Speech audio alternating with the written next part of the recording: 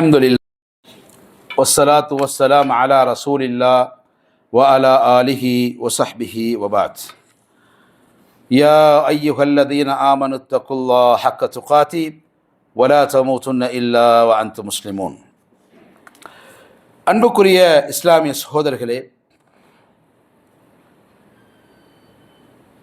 ஒரு இக்கட்டான சூழல், நம்முடைய சமூகம் கஷ்டப்படுகின்றது, சிரமப்படுகின்றது என்ற செய்தி அறியும் பொழுது நாங்கள் முதலாவதாக எங்களுடைய கடமை இன்னா லில்லாஹி வ இன்னா இலைஹி ராஜிஊன் என்று சொல்வது ஒரு சுன்னா. அதற்கு பின்னாடி அவர்களுக்காக பிரார்த்தனை செய்வது, இது இரண்டாவது சுன்னா. மூன்றாவதாக அதே போன்று ஒரு சோதனையை எங்களுக்கு கொடுத்திராத யா அல்லாஹ் என்று நாங்கள் துஆ செய்ய வேண்டும். அல்ஹம்துலில்லாஹில்லதி மிம்ம இப்தலாஹு பிஹி வ ஃபத்தலனி அலா கஸீர மிம்மன் ஹலக தஃதீலா. எப்படி அவர்கள் சோதிக்கப்பட்டிருக்கிறார்களோ, எப்படி அவர்கள் சிரமப்பட்டிருக்கிறார்களோ, அதே போன்று எங்களை சோதித்திராத யா அல்லாஹ் உனக்கே புகழ் என்று நாங்கள் அந்த துஆவை நாங்கள் அதிகமாக ஓத வேண்டும். அதுக்கு அடுத்த கட்டமாக அல்லாஹ் சுப்ஹானஹு வ தஆலா சில நன்மைகள் செய்வதற்கு சில சந்தர்ப்பங்களை தருவான். அது ஈமானிய உணர்வு. ஜாதிவாதி பார்க்காமல், பிரதேசவாதம் பார்க்காமல், இனமதம் பார்க்காமல், கருப்பு வெள்ளை பார்க்காமல், எந்த நாடு இந்த நாடு என்று பார்க்காமல் ஒரு உணர்வு நமக்கு ஏற்படும். அப்படி ஏற்பட்டால் நம்முடைய ஈமான் இருக்கின்ற அர்த்தம். நம்முடைய மனசை அல்லாஹ் எப்படி கொடுத்திருக்கிறான்னு சொன்னால், ஒரு நாய் ஒரு குழியில் விழப்போது என்றிருந்தாலும் அதை நாங்கள் விரும்ப மாட்டோம். அல்லாஹ் நம்முடைய மனசை அப்படித்தான் கொடுத்திருக்கிறான். ஏதாவது ஒருத்தர் போய் ஒரு சிக்கல்ல மாற்றப்படுறான்னு தெரிஞ்சால், அவர் அழிஞ்சிடுவார், செத்துருவார் தெரிந்தால் நாங்கள் விட மாட்டோம். நம்மளை அறியாம ஓடுவோம். யாராவது ஒரு விபத்து நம்ம தூரத்தில் இருக்கோம், இங்க இருந்து பார்க்கும், ஒரு விபத்தில் மாற்றப்படுறாருன்னா நாங்க இங்க இருந்து ஒரு சத்தம் போடுவோம். நம்மளை அறியாம ஒரு சத்தம் வரும். இது அல்லாஹ் ஒவ்வொரு மனிதனுக்கும் இயல்பாக கொடுத்திருக்கக்கூடிய ஒரு உணர்வு ரீதியான ஈமான். இது கூட அவனுக்கு இல்லை என்றால் அவன் ஈமானே இல்லை, அவன் மனுஷனே இல்லை. எனவே அன்புள்ள இஸ்லாமிய சகோதரர்களே, எனவே திக்கற்று இருக்கக்கூடியவர்கள், ஒரு தர்ம சங்கடத்தில் இருக்கக்கூடியவர்கள், ஒரு கஷ்டமான சூழல் இருக்கும் பொழுது நாம் செய்ய வேண்டிய மேலே சொன்ன விஷயங்கள் நாங்கள் கவனிக்க வேண்டும். அதற்கு அடுத்ததாக நம்முடைய உடம்பால் என்ன செய்யலுமோ, உடலால் என்ன செய்யலுமோ அதை நாங்கள் செய்யணும். நம்முடைய பணத்தால் என்ன செய்யலுமோ அதை நாங்கள் செய்யணும். நமக்கு அதிகாரம் இருக்கு, அந்த அதிகாரத்தை பயன்படுத்தணும்.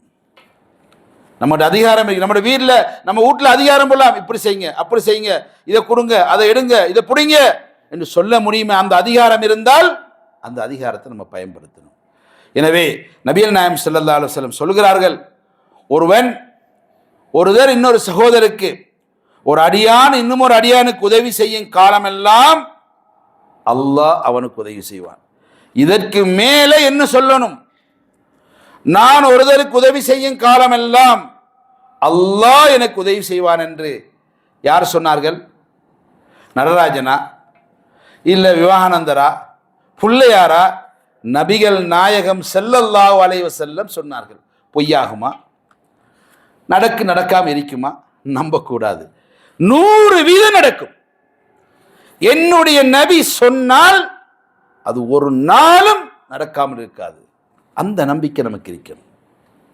ஒரு சகோதரனுடைய தேவையை நீங்கள் பூர்த்தி செய்தால் உங்களுடைய தேவையை அல்லாஹ் பொறுப்படுத்திக் கொள்வார். யார் சொல்றா? யார் சொல்றா? இந்த காலத்தில் கவிஞரா, கண்ணதாசனா, இல்லை வேற யாருமா? எங்களுடைய நபி கண்மணி நாயகம் ஸல்லல்லாஹு அலைஹி வஸல்லம் உயிரிலும் மேலான அவர்கள் சொல்லுகிறார் என்றால் அது நடக்கும், அது நடக்கும். அப்படி நாங்கள் நம்போம். ஒரு மூமினுடைய கஷ்டத்தை நீங்கள் நீக்கினால் அல்லாஹ் உங்களுடைய கஷ்டத்தை நீக்குவான். யார் சொல்றா? நபிகள் நாயகம் ஸல்லல்லாஹு அலைஹி வஸல்லம் சொன்னார்கள். பொய்யாகுமா? சந்தேகமா? நடக்கும் நடக்காம இருக்கு நாங்கள் நினைக்கிறோமா? நடக்கக்கூடாது, கண்டிப்பாக நடக்கும்.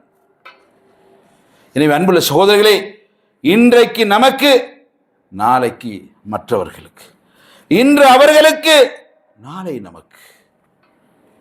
எனவே அல்லாஹ் சுப்ஹானஹு வ தஆலா நமக்கு எல்லா சுதந்திரத்தை இந்த உலகத்திலே வாழ அனுமதித்திருந்தாலும், நாம் நினைச்சதை செய்யக்கூடிய சூழலில் வாழ்ந்தாலும், அல்லாஹ்வுடைய பிடி பின்னால் இருந்து கொண்டிருக்கிறது. அப்படித்தான் அவனுடைய பிடியை வைத்திருக்கிறார் சகோதரர்களே. எனவே அல்லாஹ்வுக்கு மாறு செய்வதை விடுவோம், அல்லாஹ்வுடைய கட்டளைகளை ஏற்று நடப்போம், தொழுகையிலே பேணுதல் காட்டுவோம், ஒவ்வொரு நேரத்திலும் அல்லாஹ்விடத்திலே கையேந்துவோம். ஒரு தொழுகைக்கு நாங்கள் வந்திருக்கிறோம் என்றால் அடுத்த தொழுகைக்கு சகோதரர்களே நாம் ஹயாத்தோடு இருப்போம் என்று சொல்ல முடியாத ஒரு வாழ்க்கை. ஒரு இலங்கை சகோதரர் ஒரு சில வாரங்களுக்கு முன்னாடி அன்று இரவு என்னோடு உணவுகின்றார். டிக்கெட் எடுத்துட்டார். அடுத்த நாள் 4 மணிக்கு அவருக்கு நாட்டுக்கு போகிறது ஃப்ளைட். காலையில் 9 மணிக்கு கால் பண்ணுறேன், ரெடி ஆகிட்டீங்களான்னு. ஆன்சர் இல்லை.